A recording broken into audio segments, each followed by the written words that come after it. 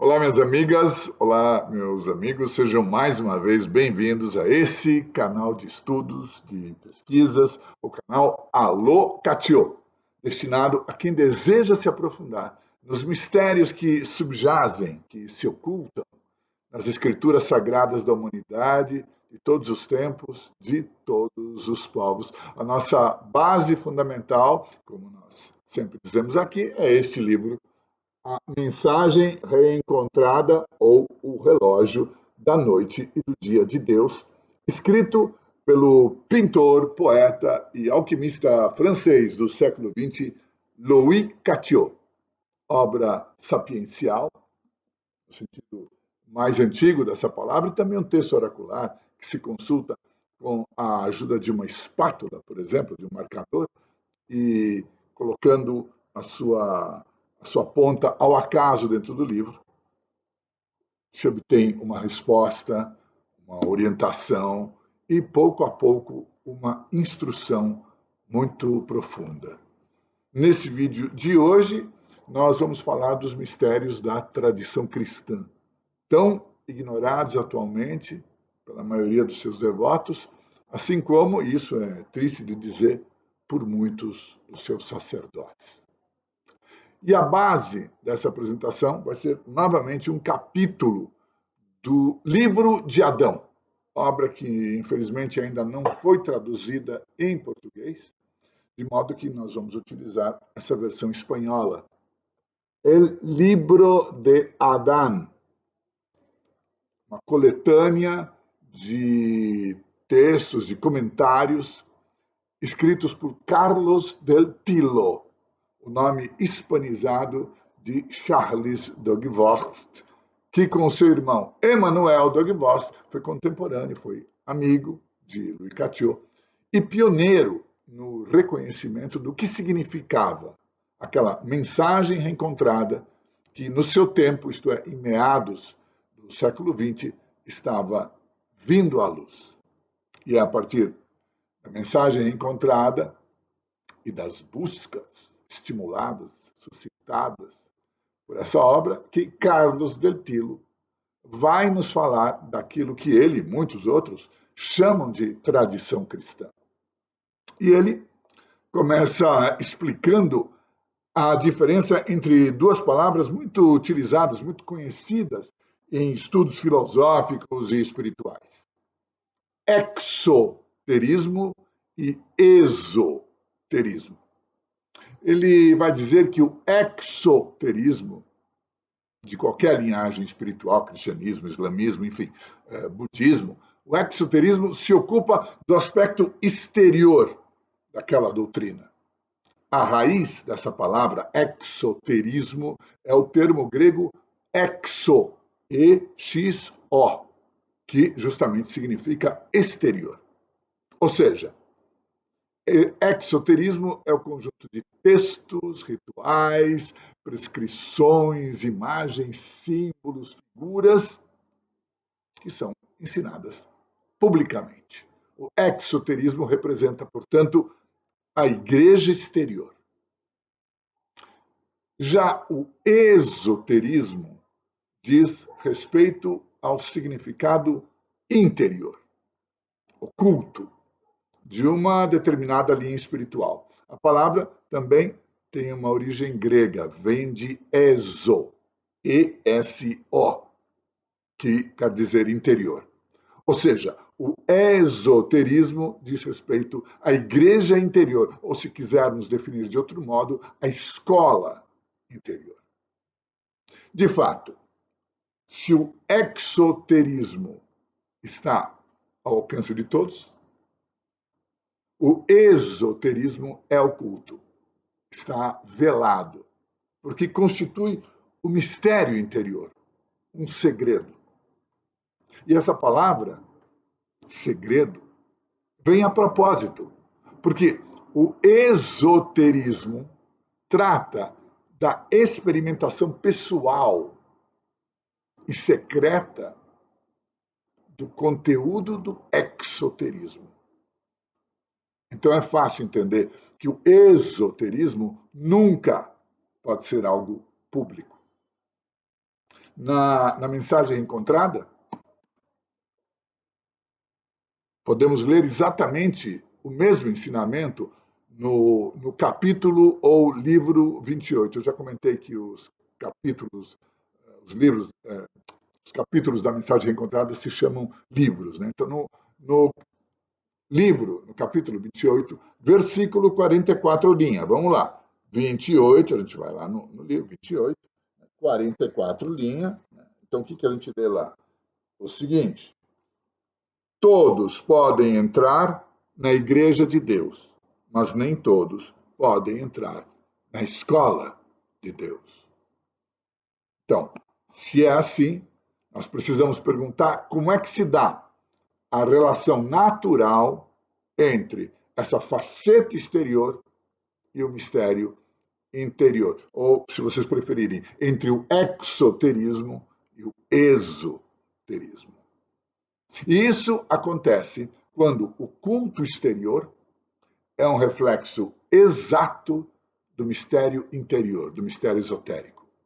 Esse culto exterior não deve se separar do conteúdo interior, porque é esse conteúdo interior que deve se projetar do lado de fora na forma de rituais, sacramentos, liturgias, prescrições, símbolos, enfim. Então, existe uma outra passagem da mensagem encontrada que ilustra essa diferença com uma imagem tão bela, de uma forma tão bonita, que eu não resisto à tentação de ler. Está no livro, ou capítulo 21, versículo 17. Vou pegar novamente o livro, vou lá no 21, 17, né? Então, livro 21, 17. Examinadas por fora, estou lendo, hein? Examinadas por fora, as rosáceas das catedrais somente deixam ver a sua ossada, mas vistas por dentro, seu esplendor ilumina o crente. Assim, a palavra de vida, ouvida por fora, somente deixa avistar o osso da verdade. Ao passo que essa mesma palavra, ouvida por dentro, faz saborear a medula nutritiva do Criador de todas as coisas. A imagem é belíssima e a mensagem é verdadeira, porque nenhuma palavra da mensagem encontrada desse livro aqui está colocada ali à toa.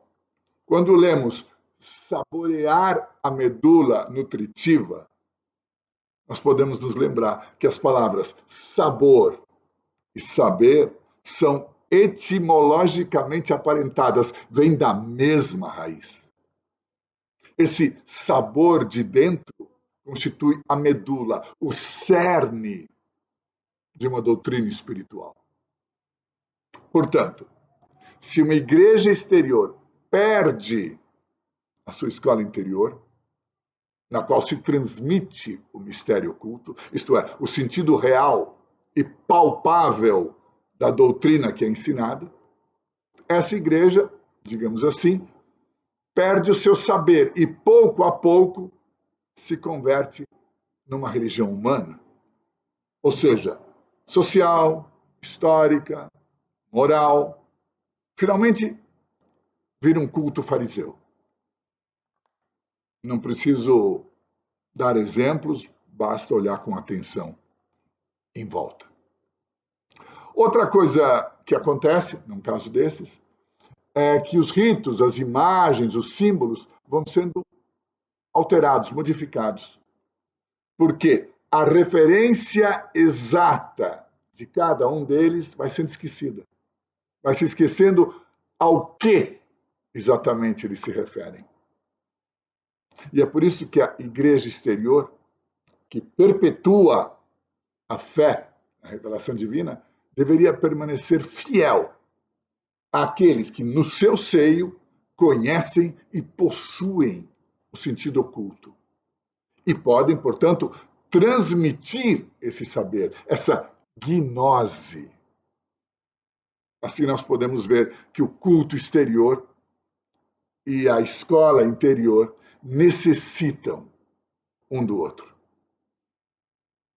Todos os profetas, todos os sábios, todos os apóstolos autênticos, isto é, os que são justamente chamados de conhecedores, revelaram, ou seja, ensinam de forma velada, porque a experiência deles não pode se expressar a não ser usando imagens, rituais, letras.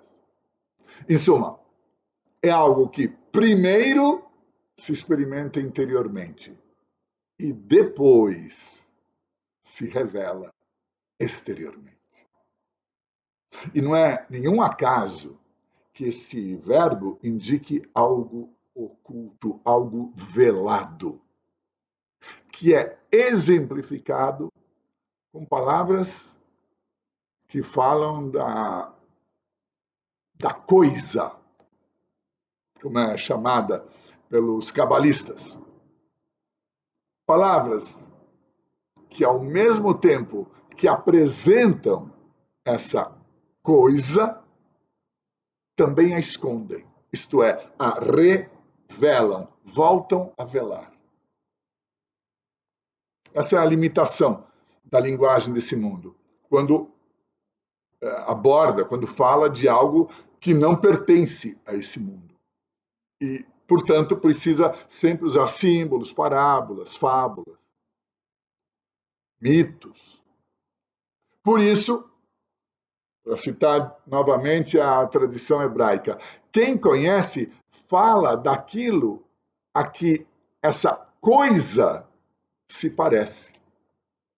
A coisa parece uma semente, uma raiz, um verme, um sono, um carvão, um rio, uma pedra, mil imagens, porque com palavras humanas não é possível dizer diretamente o que é isso. Vamos citar novamente a mensagem encontrada, que realmente contém esse conhecimento universal.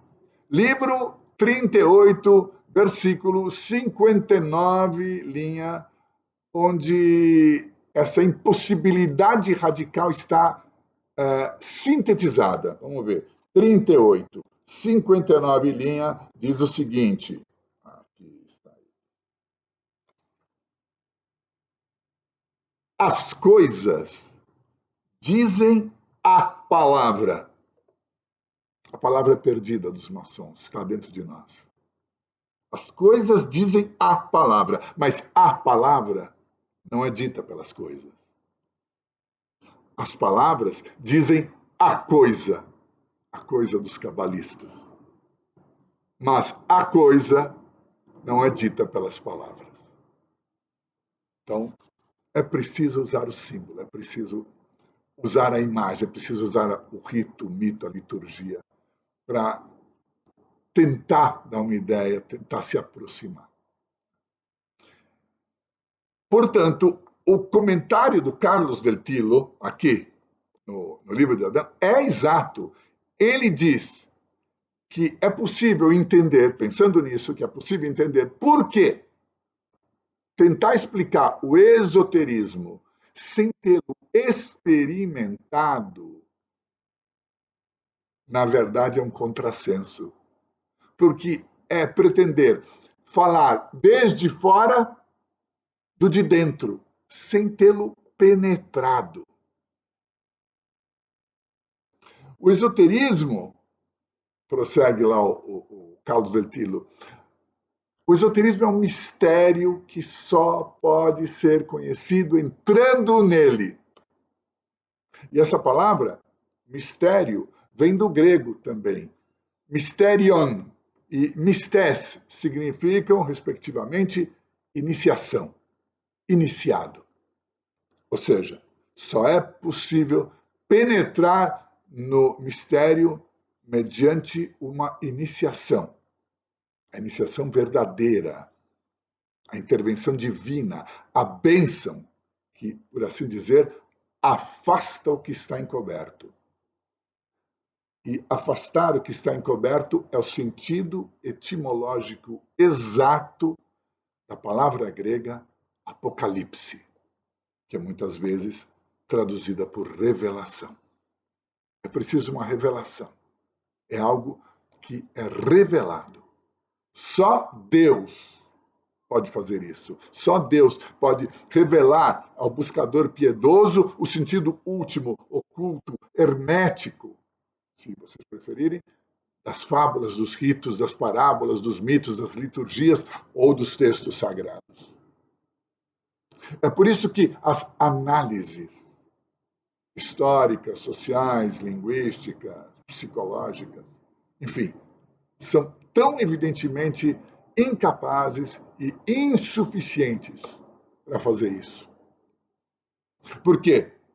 Do lado de fora, a única coisa que se pode fazer é transmitir fielmente, com exatidão, as revelações dos mestres do esoterismo, sábios da casa de Deus, que receberam o saber, que receberam a cabala, que receberam a alquimia. Toda tradição procede necessariamente de uma reatualização, isto é, a experimentação do mistério da regeneração por parte do seu fundador. Faço um parênteses aqui para dizer que cursos de cabala, cursos de alquimia, não tem sentido, isso é uma coisa que se recebe. Então, quem recebe reatualiza o mistério da regeneração, torna-se um fundador. E a partir daí se estabelece uma escola capaz de ensinar e transmitir esse mistério do conhecimento operativo. E depois pode-se constituir uma igreja exterior para comunicar a fé nessa revelação. E aí está a união necessária entre esoterismo e exoterismo.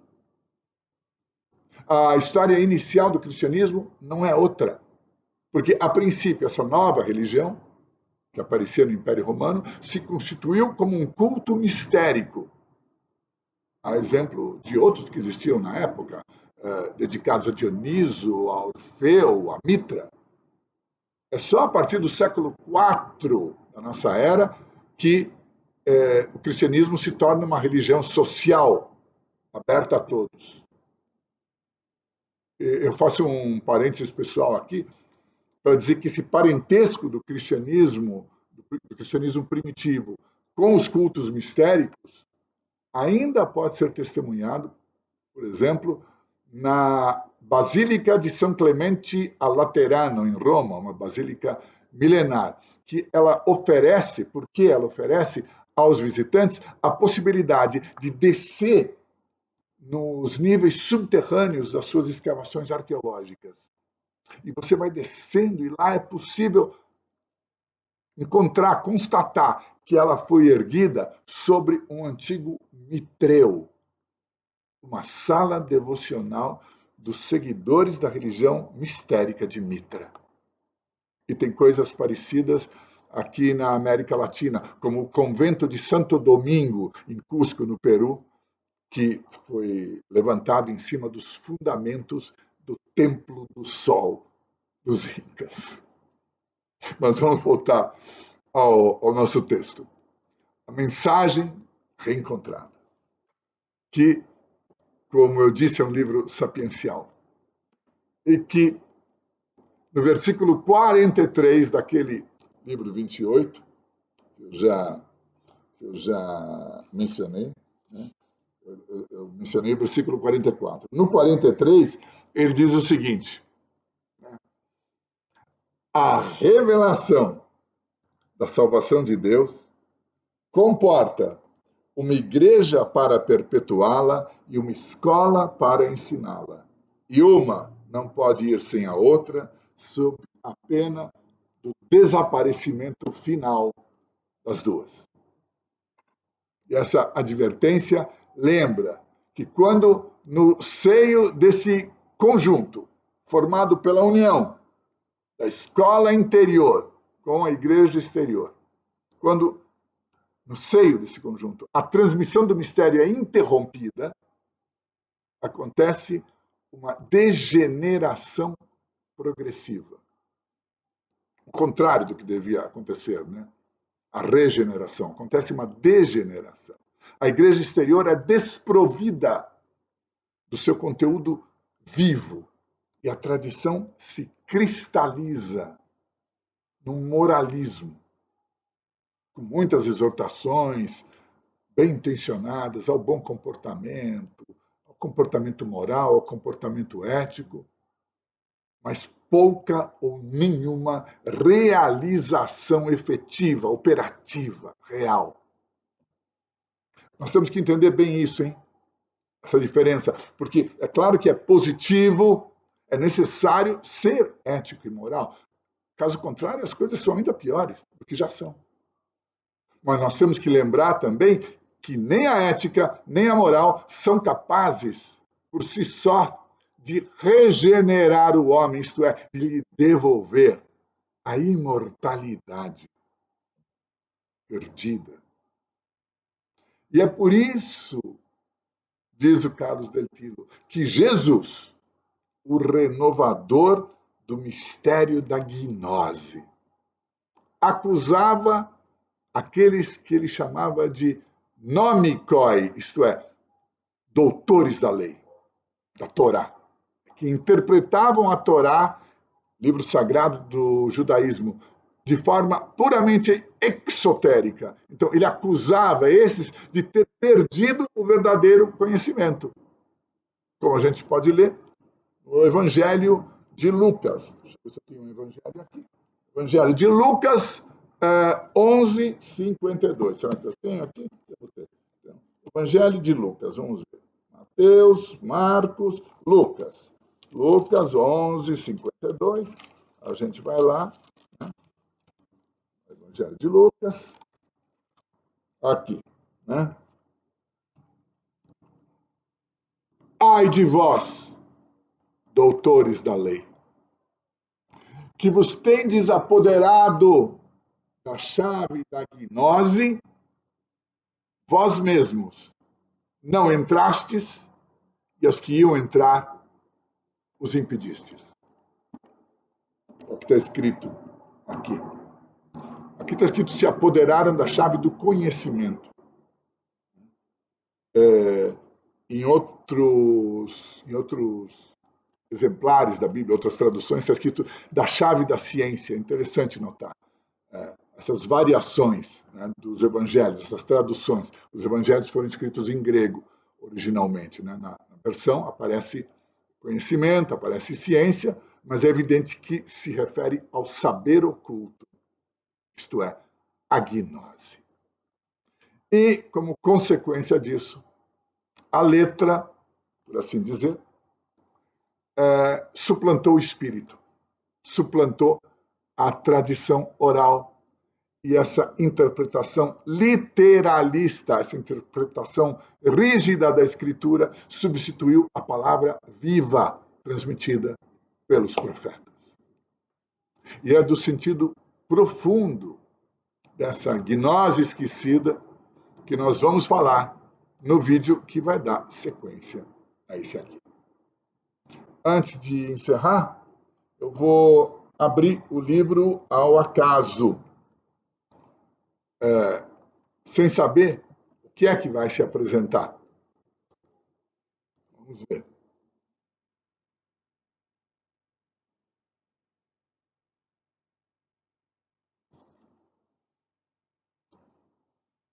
Livro 27, 54. Frequentemos o mundo e receberemos o salário do mundo, que é a morte. Frequentemos a Deus e receberemos o salário de Deus, que é a vida redimida, regenerada. É disso que falam os livros sagrados, da vida regenerada, da regeneração. E frequentar a Deus significa frequentar essas obras, frequentar a mensagem encontrada, frequentar a Bíblia, ou a Torá, ou o Corão, obras, escrituras sagradas. Se eu frequento muito a tua casa, eu me torno teu amigo. Se você frequentar muito os evangelhos de São Paulo, ou Tao Te Ching, você vai virar amigo de São Paulo, de Lao Tse. É uma amizade interessante de cultivar, né, com os grandes sábios da humanidade. Eu espero que vocês tenham achado interessante o que foi dito até agora. Eu não sabia que ia ler esse versículo, tem 5.000 versículos mais ou menos. A mensagem é encontrada. Fiquem com Deus e até nosso próximo encontro.